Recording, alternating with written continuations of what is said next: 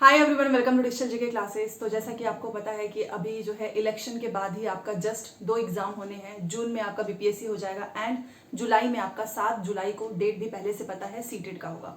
तो आप लोग पेपर 1 एंड पेपर 2 की तैयारी कर रहे होंगे। बट एक जो सबसे इंपॉर्टेंट चीज़ है जो कि है हमारा लैंग्वेज, जहाँ पे आपको पता है कि लैंग्वेज 1 एंड लैंग्वेज 2 दोनों मिलाकर आपके 60 नंबर होते हैं। और बहुत सारे ऐसे स्टूडेंट्स हैं जिनका इन लैंग्वेज की वजह से ही सीटेट का एग्जाम रुकता है। वो सीडीपी अच्छे से कर लेंगे, ईवीएस भी अच्छे से हो जाएगा, मैथ्स भी, या फिर एसएसटी, या फिर आपका जो मैथ साइंस है। बट ये जो लैंग्वेज वाला सेक्शन है, कहीं ना कहीं 60 में से किसी के नंबर 30 आ जाते हैं, किसी के 35 आ जाते हैं। और आपको पता है कि सबसे ज़्यादा स्कोरिंग सब्जेक्ट यही है। अगर आप सोचिए लैंग्वेज 1 लैंग्वेज 2 मिलाकर 60 के हैं और इसमें अगर आप 55 नंबर लेकर आते हैं तो 55 नंबर तो यहीं पे हो गया। पास होने के लिए आपको पता है कि 90 चाहिए, 50 और नंबर आएंगे तो आपका पास हो जाएगा।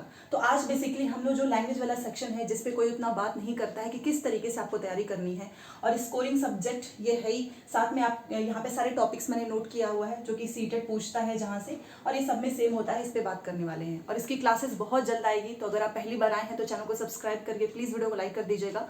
टेलीग्राम का लिंक आपको कॉमेंट सेक्शन मिलेगा, ज्वाइन हो जाना। और यहाँ पर जो लोग पूछते भी हैं कि सीटेट के लिए बुक्स के बारे में, तो उनके लिए भी मैंने एक वीडियो ऐड किया हुआ है, आप उसे जरूर देखें, फिर हम बात करते हैं। आगे बढ़ने से पहले मैं आप सभी को बताना चाहूंगी, आप में से बहुत सारे लोग सीटेट की प्रिपरेशन कर रहे हैं। जुलाई में एग्जाम है बट एक अच्छा सॉल्व पेपर्स चाहिए, तो आप फिजिक्स वाला की ये सीटेट की सॉल्व पेपर्स ले सकते हैं। ये आपको बाइलिंगुअल मिलेगा, हिंदी इंग्लिश दोनों में मिलेगा। ये देखिए, आप सॉल्व पेपर्स मिल रहे हैं 2011 से लेकर 2024 तक का 5 प्रैक्टिस सेट, वो भी नए लेटेस्ट पैटर्न के अकॉर्डिंग, साथ में 5 ओमार सीट, जिसके थ्रू आपको सारी जो आपकी दिक्कत ही खत्म हो जाएगी, क्योंकि आप पहले से ही प्रैक्टिस करके जाएंगे। साथ में यहाँ पर आप देखिए 5/5/2024 नोटिफिकेशन के अकॉर्डिंग तैयार किया गया है। और मोस्ट इंपॉर्टेंट, सीडीपी में बहुत लोगों को दिक्कत होती है, तो इन्होंने इंपॉर्टेंट जो पॉइंट्स हैं सारे जो है इस किताब में जो है नोट कर दिया है, तो आप इसको आराम से रिवाइज कर सकते हो। ये देखिए, ये इंडेक्स भी इन्होंने इसके ही अकॉर्डिंग प्रॉपर तैयार किया है, और ये एनालिसिस इनका जो कि आपको समझने में मदद करेगा कि आपका कौन सा जो पोर्शन है वो वीक है एंड आप उसमें इंप्रूव कर सकते हैं। तो यहाँ पर आप देखिए, ये इनका सीडीपी का नोट्स है। आप ये बाइलिंगुअल में है तो आपको समझ में आ जाएगा इजीली, कोई दिक्कत नहीं होगी, हिंदी इंग्लिश दोनों को आसानी से समझ में आएगा। और ये इनका सीटेट का सॉल्व पेपर है। ये देखिए, सबसे अच्छी बात क्या है कि हर एक क्वेश्चन का आपको यहाँ पर देखिए डिटेल में एक्सप्लेनेशन मिलेगा, तो आपको समझने में काफी आसानी होगी। ठीक है, और इसी में आपको आंसर की, और ये रहा इसमें आपका ओमार सीट, तो आप इसको पहले से ही फिल कर लेना ताकि आपकी प्रैक्टिस अच्छे से हो जाए। आपको ये जो किताब है ये Amazon एंड फ्लिपकार्ट से मिल जाएगा। इसका लिंक मैंने डिस्क्रिप्शन बॉक्स में दिया हुआ है। साथ में अगर आप PW स्टोर से ये किताब लेते हैं तो आपको डिस्काउंट पड़ेगा, बट उसके लिए स्क्रीन पे जो कूपन कोड दिख रहा है ना, वो आप जरूर यूज करें, तभी जाकर आप इसका फायदा उठा सकते हैं। देखिए, सबसे पहले तो आपको पता है कि जो आपका लैंग्वेज 1 है वो आप अपने जो भी आपका स्ट्रांग होगा वो तो ऑब्वियस ही बात है, आपने पहले ही फिल कर लिया होगा। तो इसमें जो है भाषा में हमारा हिंदी, इंग्लिश, संस्कृत और भी बहुत सारे लैंग्वेज होते हैं, बट मोस्टली लोग इसी में से कोई लैंग्वेज 1 रख लेता है, कोई लैंग्वेज 2। और अगर आप देखो तो आपका एक लैंग्वेज 30 और दूसरा भी 30, मतलब कि 60 नंबर का तो पूछता है, ये केवल एक पेपर में। और आप सोचिए पेपर 1 में भी इसका 60 का ही वेटेज है एंड पेपर 2 में। सबसे अच्छी बात क्या है कि इनका जो सिलेबस है वो आपका लैंग्वेज 1 लैंग्वेज 2, चाहे आपने हिंदी लिया है, इंग्लिश लिया है, संस्कृत लिया है, सब में सेम है सारे टॉपिक्स। तो इसीलिए एक बार अगर आपने इसकी तैयारी कर ली अच्छे से, तो आपका पेपर 1 एंड पेपर 2 दोनों का लैंग्वेज अच्छे से हो जाएगा। तो देखिए, सबसे पहले तो मैं इसके बारे में बताऊंगी, बट उसके पहले 2 चीजें बता रही हूँ कि इसमें जो है आपका लैंग्वेज में एक होता है आपका पार्ट 1, पार्ट ए में आपका कॉम्प्रिहेंशन होता है, पैसेज होता है, जिसमें एक आपकी पोएम आएगी एंड एक आपका स्टोरी हो सकता है, ड्रामा हो सकता है। तो इन दोनों को आप सॉल्व करेंगे। यहाँ पर ये 15 नंबर का होगा। वहीं पर जो इसका दूसरा पार्ट होता है, पार्ट बी, वो आपका पूरा का पूरा पैडागोजी से आता है। ये अपना 15 नंबर का, मतलब ये 30 नंबर को 2 पार्ट में डिवाइड किया गया है, 15 नंबर के पैसेज एंड 15 नंबर की पैडागोजी। ये आपका हिंदी, इंग्लिश, संस्कृत सब में सेम है। तो चलिए देखते हैं कि आखिर में किस तरीके से आप जो है इसमें 60 में से 55 नंबर लेकर आ सकते हो। और अगर आपके लैंग्वेज वाला पोर्शन स्ट्रांग हो जाता है तो फिर टेंशन की कोई बात नहीं है, 1 से 2 नंबर इधर उधर होगा भी तो भी आपका सीटेट क्लियर हो जाएगा। ठीक है।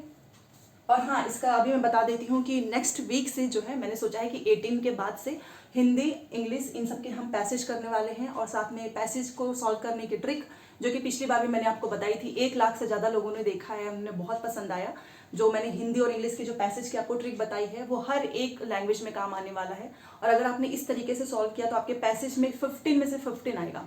वहीं पर पैडागोजी के भी क्वेश्चंस करने वाले हैं, क्योंकि ये एक ऐसा सब्जेक्ट है जिसको बहुत सारे लोग जो है बहुत हल्के में लेते हैं। सब सीडीपी के पीछे भागेंगे, सोशल साइंस की तैयारी कर लेंगे, मैथ साइंस, बट इसका जो है एग्जाम के कुछ दिन पहले ही इसके लोग मैराथन देखते हैं। तो हम इसका पहले से करेंगे पैडागोजी एंड पैसेज।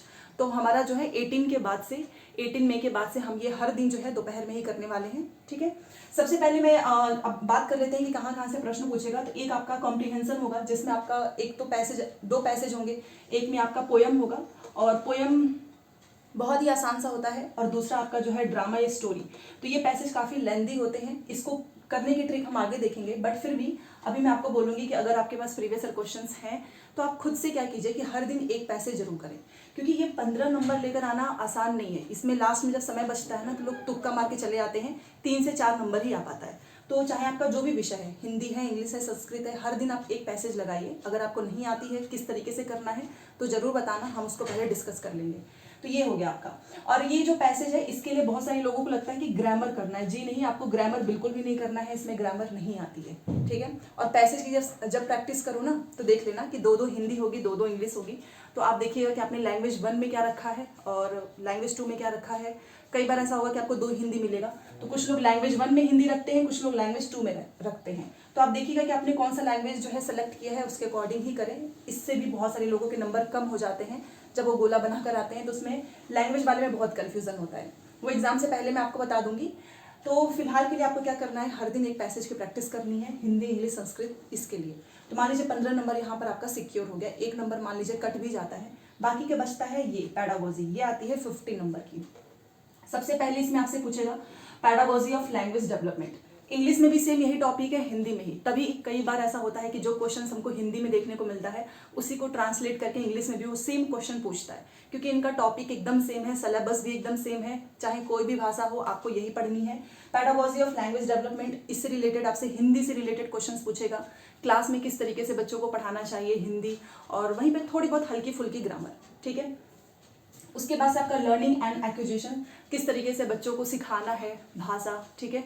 ये दूसरा टॉपिक है प्रिंसिपल्स ऑफ लैंग्वेज टीचर, जो लैंग्वेज टीचिंग जो भी हम ये हिंदी पढ़ा रहे हैं, इंग्लिश पढ़ा रहे हैं, संस्कृत पढ़ा रहे हैं, इसकी लैंग्वेज टीचिंग के प्रिंसिपल्स क्या है, सिद्धांत क्या है, यहाँ से प्रश्न पूछेगा। दूसरा है roles of listening and speaking, मतलब लिसनिंग और स्पीकिंग का क्या रोल्स है हमारे हिंदी में या फिर हमारे इंग्लिश में या फिर हमारे संस्कृत में, यहाँ से प्रश्न पूछता है।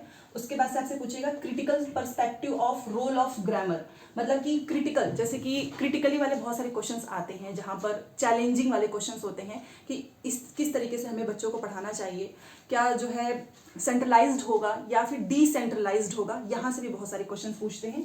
तो ये आपका हो जाएगा role of grammar, critical perspective से पूछेगा। दूसरा है आपका डाइवर्स क्लासरूम, क्योंकि देखो एक क्लास है और उसमें बहुत सारे बच्चे हैं, कोई बच्चा बहुत ही ब्राइट होगा, कोई ऐसा होगा जिससे थोड़ा सा चीज़ें देर में समझ में आ रही है। तो क्लासरूम को हमको किस तरीके से रखना है, अगर किसी बच्चे को देखने में प्रॉब्लम हो रही है तो हमें उन्हें आगे बिठाना चाहिए, सबको एक जैसा होमवर्क नहीं देना चाहिए।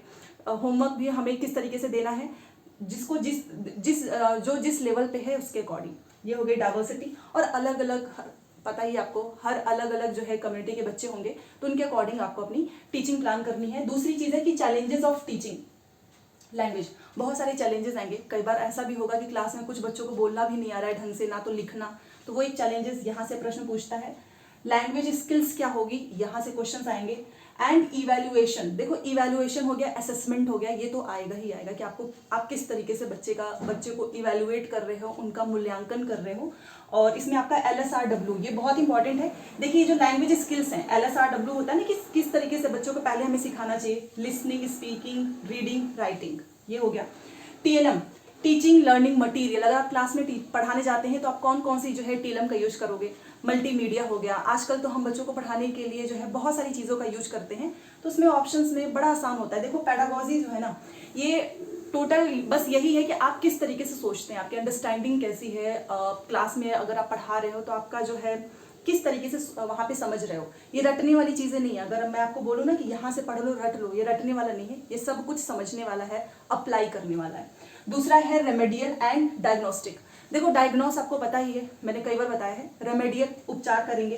पहले बच्चों की कठिनाई का पता लगाएंगे, हिंदी इंग्लिश संस्कृत उसको कुछ भी समझ में नहीं आ रहा है तो आप पहले रीजन फाइंड करें, देन आप यहाँ पर रेमेडियल टीचिंग का यूज करेंगे, मतलब उपचार। तो ये सिर्फ इतने ही टॉपिक है जहां से 15 नंबर के क्वेश्चंस पूछे जाएंगे। तो ये 15 हो गया पैडागोजी, 15 हो गया आपका पैसेज। तो सबसे आसान तो लैंग्वेज ही है, यहाँ पे आराम से आप स्कोर कर सकते हो 55। तो अगर आपने हर दिन जो है कम से कम 30 हिंदी के और 30 इंग्लिश के, जो भी आपके हैं, जो भी लैंग्वेज हो उसके अकॉर्डिंग अगर आपने 30 हिंदी 30 इंग्लिश इस तरीके से पैडागोजी के क्वेश्चंस डिस्कस किए, हर दिन आपने एक लैंग्वेज 1 और एक लैंग्वेज 2 इसके 2 पैसेज किया है, तो बस आराम से आ जाएगा 55 नंबर। तो ज़्यादा कुछ इसमें है नहीं, आपको बस क्या करना है, प्रीवियस ईयर क्वेश्चंस के ही जो है क्वेश्चंस को सॉल्व करना है। मॉक टेस्ट किसी भी कोचिंग का प्रैक्टिस सेट नहीं करना है, क्योंकि वहाँ से एक भी प्रश्न नहीं मिलता है, यहाँ पे क्वेश्चंस रिपीट भी होंगे, ठीक है।